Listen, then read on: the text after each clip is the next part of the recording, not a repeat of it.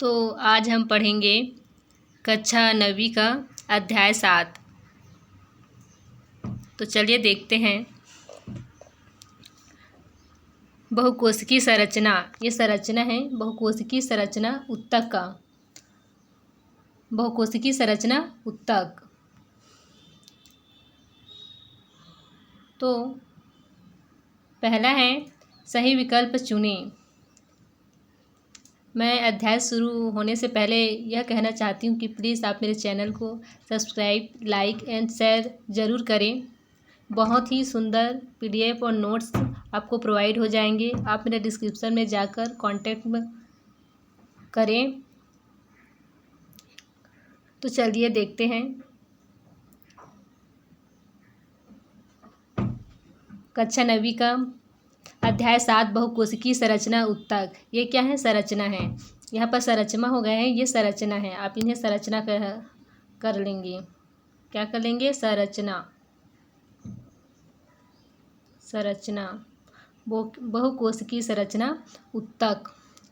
सही विकल्प चुनें। पहला है पदार्थों का संवहन के आधार पर किया गया समूहीकरण है। अ जाइलम एवं पैरेन्काइमा, ब जाइलम एवं फ्लोएम, स फ्लोएम एवं त्वची उत्तक, द पैरेन्काइमा एवं एरेन्काइमा। तो इसका आंसर हो जाएगा ब जाइलम एवं फ्लोएम। इसका आंसर क्या हो जाएगा? जाइलम। ब जाइलम एवं फ्लोएम, ब इसका आंसर हो जाएगा। उसके बाद है उत्तक है अ कोशिकाओं का समूह, ब कोशिकाएं एवं कोशिका द्रव्य, स कोशिकाएं एवं उसके आसपास का द्रव, द इनमें से कोई नहीं। तो उत्तक क्या है? स कोशिकाएं एवं उसके आसपास का द्रव है। यह आपका आंसर हो जाएगा। स आ जाएगा कि उत्तक कोशिकाएं एवं उसके आसपास का द्रव है। उसके बाद आ जाएगा लिग्निन का जमाव किन उत्तकों में होता है। आपका तीसरा क्वेश्चन है लिग्निन का जमाव किन उत्तकों में होता है। तो अ पैरेन्काइमा, ब कोलेन्काइमा, स क्लोरेन्काइमा, द स्क्लेरेन्काइमा। तो इसका आंसर हो जाएगा द स्क्लेरेन्काइमा। आंसर क्या हो जाएगा? The sclerenchyma. उसके बाद हम देखेंगे रिक्त स्थानों की पूर्ति करें। क्या देखेंगे? रिक्त स्थानों की पूर्ति करें। तो पहला है खाली स्थान पौधों में पानी और खनिज लवणों का संवहन करता है। तो इसका आंसर हो जाएगा संवहन उत्तक या जाइलम। संवहन उत्तक या जाइलम पौधों में पानी और खनिज लवणों का संवहन करता है। तो कौन करता है? जाइलम। जाइलम क्या होता है? जड़ से पानी और खनिज लवणों को क्या करता है? पौधे के विभिन्न भागों तक पहुंचाने का काम करता है। कौन करता है? जाइलम करता है। तो इसका आंसर हो जाएगा संवहन उत्तक और जाइलम। उसके बाद है दूसरा खाली स्थान उत्तक मुख की भीतरी सतह में पाया जाता है। तो इसका आंसर हो जाएगा उपकला। उपकला उत्तक मुख की भीतरी सतह में पाया जाता है। तीसरा है शरीर के विभिन्न अंगों को गति व सहारा देने का कार्य खालिस्थान व खालिस्थान पेशीय करते हैं। खालिस्थान व खालिस्थान उत्तक करते हैं। तो इसका आंसर हो जाएगा पेशीय व संयोजी उत्तक करते हैं। उसके बाद है ये है आपका खालिस्थान और सही विकल्प चुने का आंसर है। ये फर्स्ट जो है ये सही विकल्प चुने का आंसर है और जो दूसरा है वो आपके खालिस्थान का आंसर है। अब देखते हैं अति लघुत्तरी प्रश्न। प्रश्न 1 है मूलांकुरों के सिरे क्या कार्य करते हैं? विचार कर लिखिए। तो उत्तर है मूलांकुरों के सिरे लंबाई में वृद्धि का कार्य करते हैं। पौधों में वृद्धि करने वाली कोशिकाओं का समूह मूलांकुरों के सिरों में होता है। उसके बाद है उत्तक से आप क्या समझते हैं? प्रश्न 2 उत्तक से आप क्या समझते हैं? तो उत्तर है ऐसी कोशिकाओं का समूह जो उत्पत्ति, संरचना एवं कार्य में समान होती है उत्तक कहलाते हैं। उत्पत्ति, संरचना एवं कार्य में समान होती हैं उत्तक कहलाते हैं। उसके बाद है प्रश्न 3 स्क्लेरेन्काइमा उत्तकों के कुछ ऐसे उदाहरण लिखें जिन्हें आप आसानी से अपने आसपास देख सकते हैं। तो उत्तर है सूखी तरोई के रेशे, संतरों के बीजों का आवरण, नारियल के रेशे, अमरूद का सख्त भाग आदि। प्रश्न चौथा है, रक्त को संयोजी ऊतक क्यों कहा जाता है? उत्तर है, चूँकि रक्त अंगों को जोड़ता है अतः इसे तरल संयोजी ऊतक कहते हैं। जो रक्त है वो अंगों को जोड़ने का काम करते हैं अतः इसे तरल संयोजी ऊतक कहते हैं। प्रश्न 5 है, पेशीय ऊतक की सहायता से हम कौन कौन से कार्य संपन्न करते हैं? तो उत्तर है, जंतुओं के शरीर में होने वाली गतियाँ पेशीय ऊतक की सहायता से होती हैं। शरीर के बाहरी अंगों, हाथ, पैर, गर्दन आदि तथा आंतरिक अंगों, हृदय, फेफड़े, आंत आदि की सभी गतियाँ पेशीय ऊतक की सहायता से होती हैं। पेशीय ऊतक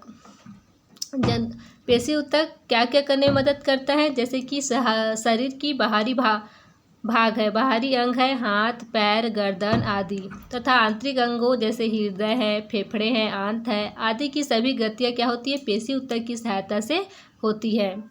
उसके बाद है प्रश्न 6, बहुकोशिकीय जीवों के ऊतकों में श्रम विभाजन का महत्व बताइए।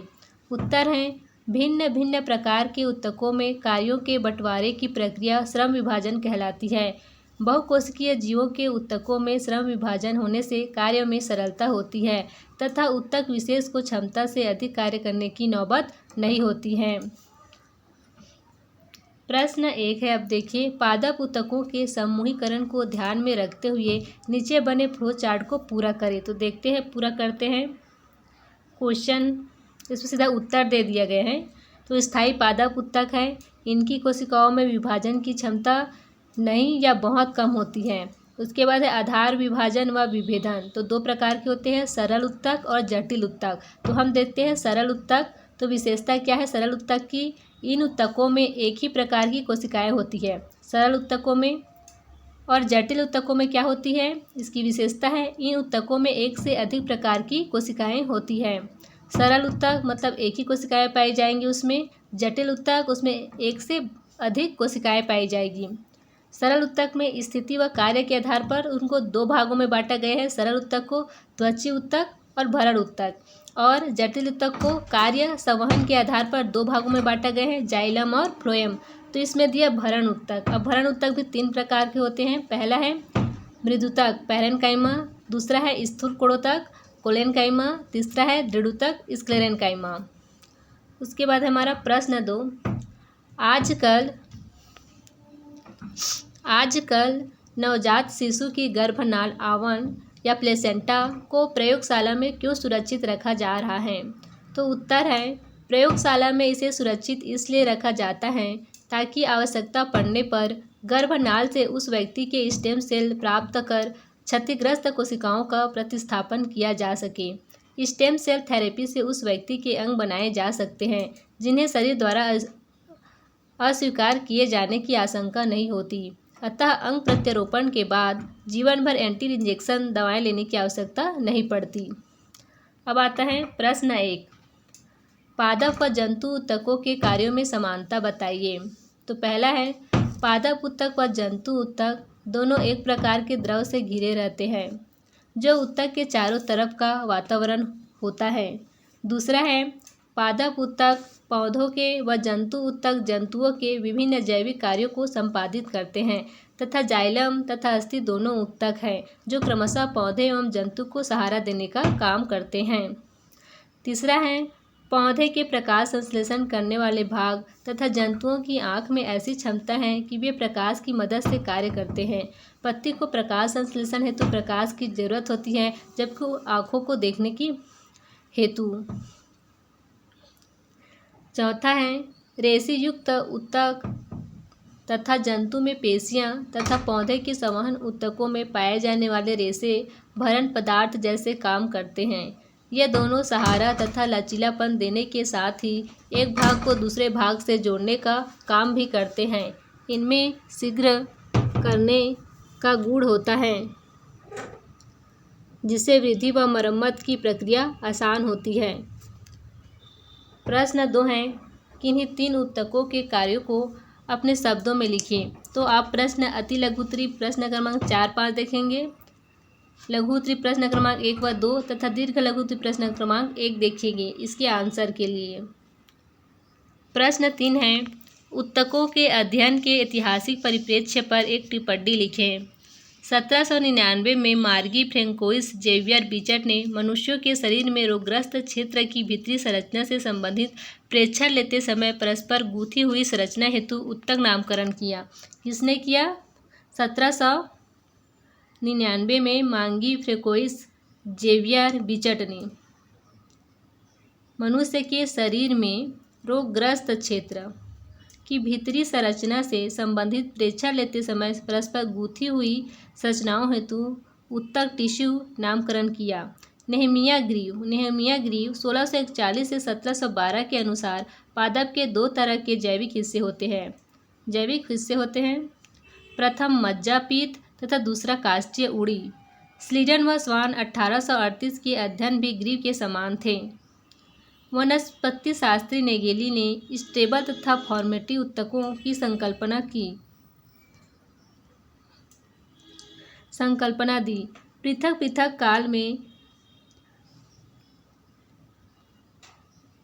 पृथक काल में जीव वैज्ञानिकों ने उत्तकों में कोशिकाओं की व्यवस्था का अवलोकन किया, उत्तकों की रचना तथा कार्यों का बारीकी से प्रेक्षण किया।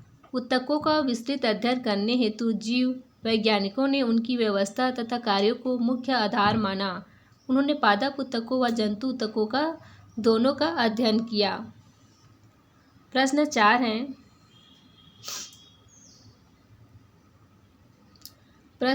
है, उत्तकों की संरचना व कार्य का आपस में घनिष्ठ संबंध होता है, इस कथन को समझाएं। उत्तर है, जब पौधे जलीय वातावरण को त्याग कर स्थलीय जीवन अपनाएं तब उन्हें प्रकाश संश्लेषण हेतु पर्याप्त सूर्य की रोशनी, कार्बन डाइऑक्साइड तथा श्वसन हेतु पर्याप्त ऑक्सीजन की आवश्यकता थी, किंतु इनके समक्ष स्वयं को सूखने से बचाने का कठिन कार्य था। यदि हम स्थलीय तथा जलीय पादपों की पत्ती, तना एवं जड़ की भीतरी रचना के चित्र का अवलोकन करें तो अनुमान लगा सकते हैं कि स्थलीय परिवेश में आने पर मृदा में स्थित जड़ों से लेकर पत्तियों तक जल का संवहन किस प्रकार हुआ। जड़ें साकित हुई ताकि वे ज़्यादा से ज़्यादा जल अवशोषित करने में सफल रही। नलिका रूपी रचनाओं का भी विकास हुआ। फलतः अवशोषित जल तथा खनिज लवण पादप के अन्य भागों तक पहुँच पाए। इसी तरह जलीय परिवेश से स्थलीय परिवेश में आने पर जंतु कोशिकाओं की रचना तथा कार्यों में आए परिवर्तनों को भी समझ सकते हैं। पानी के जंतुओं में शरीर की सतह से श्वसन के लिए वायु का आदान प्रदान होता है। स्थलीय परिवेश में आने पर जंतुओं के शरीर के पृथक वायु संपर्क में आने पर सूखने लगी। अतः स्थलीय जंतुओं में कोशिकाएं ऐसे नमीयुक्त समूहों फेफड़ों में व्यवस्थित हुई जिसमें वायु ग्रहण करने की महत्तम क्षमता थी। फेफड़ों का पृष्ठ बलयुक्त तथा बहुस्तरीय होता है। इनके पृष्ठ का क्षेत्रफल ज़्यादा होता है जिससे वायु के संग्रहण तथा आदान प्रदान आसान होता है। उसके बाद हम देखेंगे प्रश्न 5वां, पादप उत्तकों के समूहीकरण को इनके कार्यों व विशेषताओं को ध्यान में रखते हुए बताइए। तो उत्तर है, पादप उत्तक विभाजन तथा विभेदन पर आधारित। तो पहले देखते हैं, पहला है उभयोजोत्तक उत्तक और स्थायी उत्तक। जो पादप उत्तक होते हैं वो 2 प्रकार के होते हैं, उभयोजोत्तक और है स्थायी उत्तक। तो हम देखते हैं विभज्योत्तक उत्तक में इनकी कोशिकाओं में विभाजन क्षमता होती है और इनकी कोशिकाओं में विभाजन क्षमता अति न्यून होती है, बहुत कम होती है। किसमें? स्थायी उत्तक में बहुत कम होती है और जो विभज्योत्तक उत्तक में है वो उसमें विभाजन क्षमता होती है। उदाहरण है, जड़ तथा तने के सिरों पर पाए जाने वाले उत्तक आपके वो विभज्योत्तक उत्तक होते हैं और इसमें नहीं दिया है संगठन पर आधारित विभाजन। अब देखते हैं संगठन पर आधारित विभाजन स्थायी उत्तक में। इसको 2 प्रकार से बांटा गया है, सरल उत्तक और जटिल उत्तक। तो सरल उत्तक मैं बताई थी कि इनमें एक ही प्रकार की कोशिकाएं होती है और जटिल उत्तक में एक या अनेक प्रकार की कोशिकाएं होती है। अब देखो, कार्य तथा स्थिति के आधार पर सरल उत्तक को 2 भागों में बांटा गया है, त्वची उत्तक और भरण उत्तक। 2 भागों में बांटा गया है सरल उत्तक को, कौन कौन से? त्वची उत्तक और भरण उत्तक। उसी प्रकार जटिल ऊतक है, उसको दो भागों में बांटा गया है, जाइलम और फ्लोएम। जटिल आप याद कर सकते हैं, ज से जटिल और ज से जाइलम। और जो जाइलम होते हैं वो जल का संवहन करते हैं, मतलब जल को भेजने का कार्य करते हैं। तो ये आप J3 मतलब याद कर सकते हैं, ज से जटिल ऊतक में जाइलम आ जाएगा, ज से जाइलम जल का संवहन करते हैं, ठीक है, जड़ से करते हैं, और ये आप याद भी रख सकते हैं। तो देखते हैं त्वची ऊतक, भरण ऊतक। तो त्वची ऊतक क्या होता है? पादप के विभिन्न अंगों का बाह्य आवरण तथा सुरक्षा का कार्य कौन करता है? त्वची ऊतक करता है। भरण ऊतक क्या करता है? पादप के विभिन्न भागों का निर्माण तथा अन्य ऊतकों को सुव्यवस्थित करने में सहायता करता है। कौन? भरण ऊतक। अब इसमें देखते हैं जाइलम और फ्लोएम। जाइलम और फ्लोएम का क्या काम होते हैं? तो जाइलम क्या करता है? खनिज लवण तथा जल का संवहन करता है, मतलब खनिज लवण और जल का संवहन करता है, मतलब पौधे के विभिन्न भागों तक पहुँचाने का काम कौन करता है? जाइलम करता है। खनिज और जल को पौधे के विभिन्न भागों तक पहुंचाने का जो काम करता है वो कौन करता है? जाइलम करता है। फ्लोएम है, फ्लोएम का क्या कार्य है? वह भोजन का संवहन करता है। भोजन को संवहन मतलब पहुंचाने का काम करता है पेड़ पौधे के विभिन्न भागों तक। उसके बाद आते हैं भरण ऊतक। अब भरण ऊतक भी 3 प्रकार के होते हैं, मृदुतक पैरेन्काइमा, दूसरा है स्थूलकोणोतक कोलेनकाइमा, तीसरा है दृढ़ ऊतक स्क्लेरेन्काइमा। ये कितने प्रकार के होते हैं? 3 प्रकार के होते हैं। अब देखते हैं नोट में, उपयुक्त समूहीकरण की अपनी सीमाएं हैं। जब हम स्थायी ऊतकों को उत्तरोत्तर समूहीकृत करते हैं तथा स्थूलकोणोतक तथा मृदुतक को स्थायी ऊतक की श्रेणी में रखते हैं, किंतु स्थूलकोणोतक तथा मृदुतक में भी विभाजन क्षमता होती है। इसलिए स्पष्ट है कि स्थायी ऊतक तथा विभाज्योतक ऊतक अलग अलग ऊतक नहीं है, अपितु कोशिकाओं की व्यवस्था के पृथक पृथक काल के निरूपण है। अतः इन दोनों के बीच की स्थितियों में भी मिलती है, अर्थात वे स्थायी ऊतक जिनमें विभाजन क्षमता रहती है। उसके बाद देते हैं जंतु ऊतकों को कितने समूहों में बांटा गया है, इनको बांटने के आधार भी बताइए। हमने ऊपर में पादप ऊतक के बारे में पढ़ा है, अब हम देखते हैं जंतु ऊतक। अब जंतु ऊतक को कार्यों के आधारित, तो है ना, कार्यों पर आधारित तो कितने हैं? 4 हैं। कौन कौन से? उपकला ऊतक, उपकला ऊतक, संयोजी ऊतक, पेशीय ऊतक, तंत्रिका ऊतक। तो हम पहले पढ़ेंगे, पहले क्या पढ़ेंगे? उपकला ऊतक। क्या पढ़ेंगे? उपकला ऊतक। तो उपकला ऊतक किसे कहते हैं? शरीर में मिलने वाले विभिन्न अंगों की रक्षा करने का काम। तो उदाहरण है वृक्क की नलिकाएं, फेफड़ों की वायु कुपिकाएं, रक्त वाहिनियों के किनारे, मुख की भीतरी सतह व त्वचा में पाए जाने वाले ये ऊतक उपकला ऊतक कहलाते हैं। हमारा दूसरा है संयोजी ऊतक। शरीर का निर्माण कर विभिन्न अंगों को व्यवस्थित करने, जोड़ने व सहारा देने का काम करते हैं। संयोजी मतलब संयोग मतलब उसको जोड़ना। तो देखते हैं संयोजी ऊतक। अब देखते हैं संयोजी ऊतक। संयोजी ऊतक कितने प्रकार के होते हैं? 4 प्रकार के। कौन कौन से होते हैं? कौन कौन से होते हैं संयोजी ऊतक? हम देखते हैं अंतराली ऊतक, वसीय ऊतक, तरल ऊतक, कंकालीय ऊतक। तो है अंतराली ऊतक आंतरिक अंगों को सहारा देने का काम करते हैं। वसीय ऊतक है शरीर के ताप का नियंत्रण करता है तथा अंगों को झटकों व दबाव से सुरक्षा करता है। तरल ऊतक है शरीर के ताप का नियंत्रण, ऑक्सीजन व कार्बन डाइऑक्साइड का संवहन तथा रोगों से शरीर की सुरक्षा करता है। तरल ऊतक। कंकालीय ऊतक शरीर का ढांचा। कंकाल में तो आपको पता है कि जो हमारा जो हड्डियाँ होती हैं उसे हम कंकाल कहते हैं। जो शरीर का ढांचा है, सुरक्षा व गति में मदद करता है। अब देखते हैं इसका प्रकार, स्थान। इसका अंतराली ऊतक का स्थान देखते हैं। तो त्वचा के बीच पेशियाँ, अंतः अंगों, रक्त वाहिनियों व तंत्रिका कोशिकाओं के चारों तरफ मिलता है। स्थान अगर आप अंतराली जो ये हैं उपकला हैं, अंतराली ऊतक हैं, उनका जो स्थान है त्वचा के बीच पेशियों, अंतः अंगों, रक्त वाहिनियों व तंत्रिका कोशिकाओं के चारों तरफ मिलता है।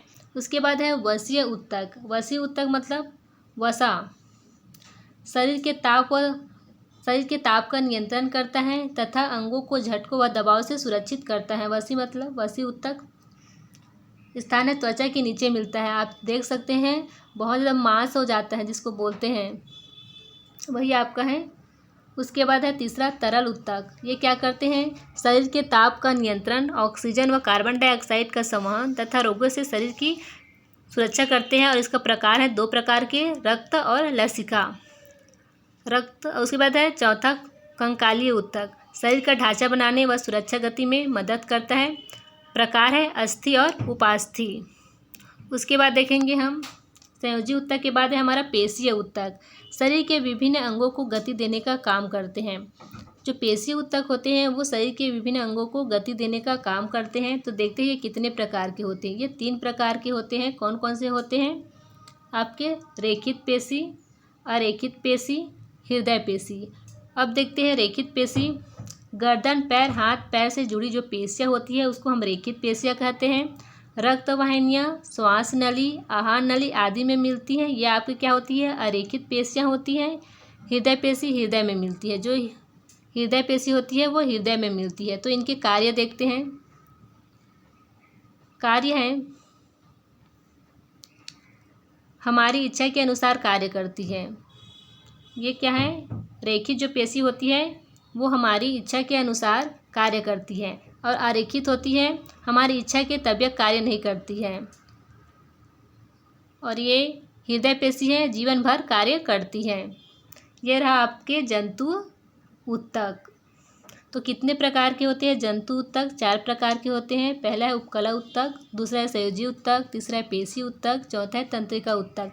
उपकला ऊतक है वो वृक्क की नलिकाएं, फेफड़ों की वायु कुपिकाएं, रक्त वाहिनियों के किनारे, मुख की भीतरी सतह व त्वचा में पाए जाने वाले ऊतक है। संयोजी ऊतक है जो जोड़ने का काम करते हैं। ये कितने होते हैं, 4 प्रकार के होते हैं। अंतराली ऊतक, वसी ऊतक, तरल ऊतक, कंकालीय ऊतक।